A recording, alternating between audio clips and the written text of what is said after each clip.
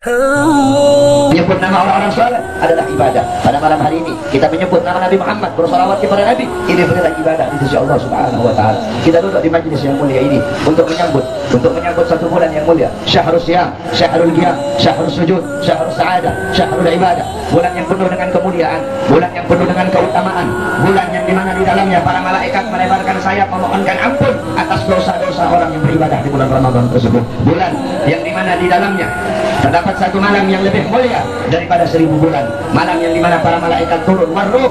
Dalam kitab tafsir Al-Imam Baghawi, yaitu kitab tafsir Ma'alimut Tanzil, warruh, ruh di sini adalah pimpinan daripada malaikat, yaitu Sayyidina Jibril, malaikat Jibril. Ada turun di bulan Ramadan yang mulia. Bulan yang dimana siangnya dihidupkan dengan berpuasa dan malamnya dihidupkan dengan amalan-amalan sunnah. Bulan yang di dalamnya Allah lipat gandakan seluruh amal ibadah. Beramal sunnah di bulan Ramadan, Allah Subhanahu wa taala pahalanya Allah lipat gandakan, sama seperti ibadah wajib di luar bulan Ramadan. Ibadah wajib di bulan Ramadan sama seperti 70 kali ibadah wajib di luar bulan Ramadan. Kamu salat sunnah di bulan Ramadan sama seperti salat wajib di bulan yang lain. Kamu salat wajib di bulan Ramadan sama seperti 70 kali ibadah wajib di bulan yang lain. Keutamaan ini, fadail, keutamaan ini hanya Allah berikan kepada kita sebagai umat Nabi Muhammad.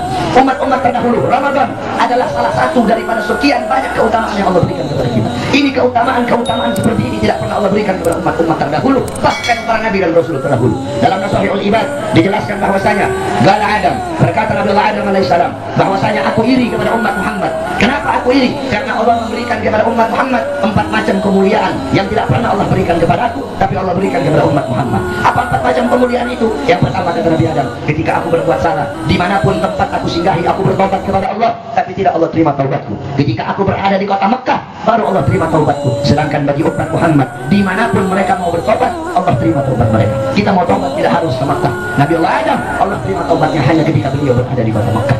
Yang kedua, Nabi Allah Adam, ketika aku berbuat salah, Allah pisahkan aku dengan istriku selama 450 tahun. Dalam kitab tarikh Al-Imam Ibnu Jarir At-Tabari dijelaskan 450 tahun Allah pisahkan Nabi Adam dan Hawa hanya gara-gara satu kesalahan. Apa kata Nabi Adam? Sedangkan bagi umat Muhammad, pagi, siang, sore, malam mereka bermaksiat, tapi tidak Allah pisahkan mereka dengan anak dan istri mereka. Sedangkan aku hanya satu kali, Allah pisahkan aku dengan Hawa selama 450 tahun. Yang ketiga kata Nabi Adam, aku berbuat salah dalam keadaan berpakaian.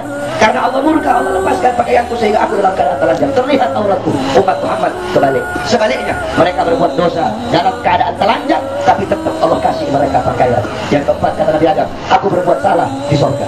Karena Allah murka, Allah keluarkan ke dunia. Umat Muhammad kebalik. Mereka berbuat salah, berbuat dosa di dunia, tapi kalau mereka bertobat, Allah ampuni dosa mereka. Mereka meninggal husnul khatimah, Allah masukkan mereka ke surga. Aku berbuat salah di surga, Allah keluarkan ke dunia. Umat Muhammad berbuat salah di dunia, Allah masukkan ke surga. Ini 4 macam kemuliaan yang tidak Allah berikan kepadaku, tapi Allah berikan kepada umat Nabi Muhammad. Oleh karena itu bersyukur kita menjadi umat Nabi Muhammad. Ramadan adalah bulannya kita. Ramadan bulan yang dimana Allah Subhanahu wa taala memberikan keutamaan kepada kita. Awaluhu rahmah, 10 hari pertama rahmat, wa usatuhul maghfirah, 10 hari kedua pengampunan dari Allah, wa akhiruhu itqan minan nar, 10 hari terakhir Allah bebaskan hamba-hamba yang beribadah di bulan Ramadan dari nerakanya Allah Subhanahu wa taala. Oleh karena itu, saudara-saudara sekalian yang dimuliakan oleh Allah, sebelum masuk bulan Ramadan, mari sama-sama kita tazkiyatun nafs. Kita bersihkan kita punya jiwa, tathhirul qulub, kita sucikan kita punya hati agar nanti masuk bulan Ramadan dalam keadaan suci, keluar dari bulan Ramadan pun dalam keadaan suci. Saudara-saudara sekalian yang dimuliakan oleh Allah Subhanahu wa taala, Ramadan adalah bulan yang dimana kita riyadhah, kita bermujahadah, kita berperang, kita bersungguh-sungguh, kita latihan untuk apa? Untuk menundukkan hawa nafsunya kita. Rasulullah SAW dan beliau berkata, raja'na min jihadil asghar ila jihadil akbar.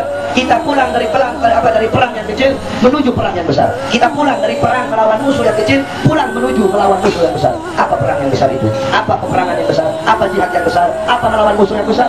Yakni melawan hawa nafsu, melawan syahwat. Musuh yang lebih besar dari orang kafir, musuh yang lebih besar daripada setan dan iblis adalah hawa nafsu yang berada dalam diri kita. Al-Imam Busiri di dalam qasidah Burdah, beliau berkata, an-nafsu katifla an tuhmilhu syab'ala hubbir radai wa itabtimhu yaqtadimi. Sesungguhnya hawa nafsu, syahwat itu bagaikan bayi yang menyusui. Kalau kamu tidak sampai, maka bayi itu akan terus menyusu. Nafsu itu kayak bayi, jangan kamu turuti kemauannya. Bayi kalau tidak disampai air susunya, maka bayi itu akan menyusu sampai besar. Begitu juga nafsu, jangan kamu turuti kemauan hawa nafsumu. Nafsumu pengen maksiat, kamu turuti. Nafsumu pengen mabuk, kamu turuti. Nafsumu pengen menggunakan kedua mata untuk memandang hal-hal yang haram, kamu turuti. Nafsumu pengen berdusta, berbohong, kamu turuti. Nafsumu pengen sombong, pengen kibir, pengen ujub, pengen riak, pengen fakhr, kamu turuti. Nafsumu pengen melangkahkan kaki ke tempat-tempat yang diharamkan oleh oleh Allah, kamu turuti. Nafsumu pengen menggunakan telinga untuk mendengar hal-hal yang diharamkan, kamu turuti. Nafsumu pengen makan uang haram, kamu turuti. Pengen makan riba, kamu turuti. Pengen korupsi, kamu turuti. Kamu menuruti hawa nafsumu. Tuba liman kana asluhu asira wa hawahu asira. Fawailun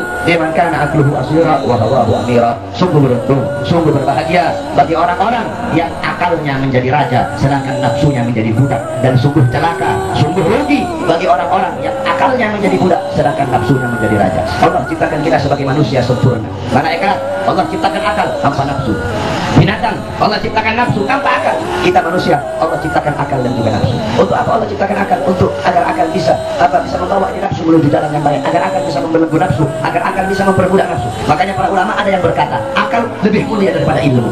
Berbeda pendapat. Ada yang bilang ilmu lebih mulia dari akal, ada yang bilang akal lebih mulia dari ilmu. Kenapa akal lebih mulia dari ilmu? Li'anna al-aql manba'ul ilm, karena akal adalah tempatnya ilmu. Oleh karena itu pergunakan akal sehatmu. Allah ciptakan kamu akal. Jangan sampai akalmu yang diperbudak oleh nafsu, jangan sampai akalmu yang disuruh-suruh oleh nafsu. Tapi kamu punya akal, kamu harus menggunakan akalmu untuk memperbudak nafsu tersebut. Jangan kamu biarkan akalmu diperdaya oleh nafsu, jangan kamu biarkan akalmu diperbudak oleh nafsu sehingga akalmu kita punya akal sehat bisa membedakan mana baik mana buruk. Tetapi karena nafsu, yang baik kita anggap buruk, yang buruk kita anggap baik, yang halal kita anggap haram, yang haram kita anggap halal. Kenapa nafsu? Karena kecintaan kita kepada dunia. Hubbuka syai' yu'mi wa yusimma. Kecintaanmu kepada sesuatu membuat kau buta dan tuli. Buta hatimu, tuli hatimu. Bukan matamu yang buta, bukan telingamu yang tuli, tapi hatimu buta, hatimu tuli karena kecintaanmu kepada sesuatu. Apa sesuatu? Dunia. Apa dunia? Sesuatu yang tidak berhubungan dengan akhirat, itu adalah dunia. Kita lihat berapa banyak orang-orang yang diperbudak oleh nafsu. Berapa banyak orang-orang berakal. Dia berakal bukan tidak. Dia tahu ini halal, dia tahu ini haram, tetapi yang halal dia katakan haram, yang haram dia katakan halal.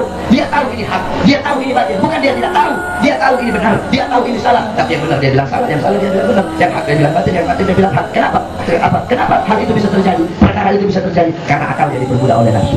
Anna syahwata yusirul muluka abida, wa sabra tusirul abida muluka. Sesungguhnya hawa nafsu, syahwat itu bisa menjadikan seorang raja menjadi budak. Wasabr, sedangkan kesabaran bisa menjadikan seorang budak menjadi raja.